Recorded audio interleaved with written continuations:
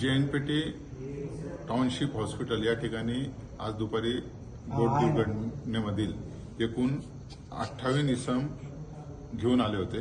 त्यापैकी एक 7 ते 8 वर्षाचा मुलगा मयत झालेला होता आणि 27 प्रवासी हे जिवंत होते। त्यांना या ठिकाणी उपचार करून त्यांना पूर्ण जेवण, औषध, पाणी सर्व देऊन नंतर 2 बसेसने त्यांच्या ऐच्छिक स्थळी मुंबईमध्ये रवाना केलेले आहेत। 42 लोक असे रवाना केलेत आणि 5 लोक या ठिकाणी त्यांचे काही नातेवाईक डेड बॉडी जे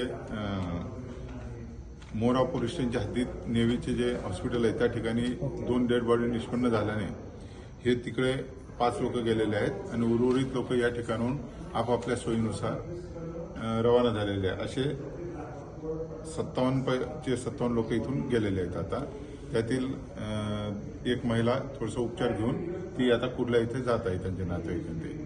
सर, एका लहान मुलाचे डेड बॉडी इथे म्हणजे या अपघातात तो डेथ झालेला आहे, त्याची ओळख पटली आहे का? हा, त्याचे नातेवाईक येत आहेत, त्याची ओळख जवळपास पटलेली आहे, पण तो पूर्ण नाव अजून आता तपासात निष्पन्न होईल। तर त्याबाबत त्याच्या नातेवाईकांना आम्ही आता उरण येथील सरकारी हॉस्पिटलमध्ये बोलवलेले आहे। सर, नवी मुंबईमध्ये एकूण आपल्या रेकॉर्डमध्ये साधारणपणे अजून किती जण मयत घोषित झालेले आहेत? या ठिकाणी जे नेव्हीचं हॉस्पिटल आहे त्या ठिकाणी 10 इसमांच्या डेड बॉडी आल्या होत्या आणि एक डेड बॉडी JNPT हॉस्पिटलला आली होती। अशा एकूण 11।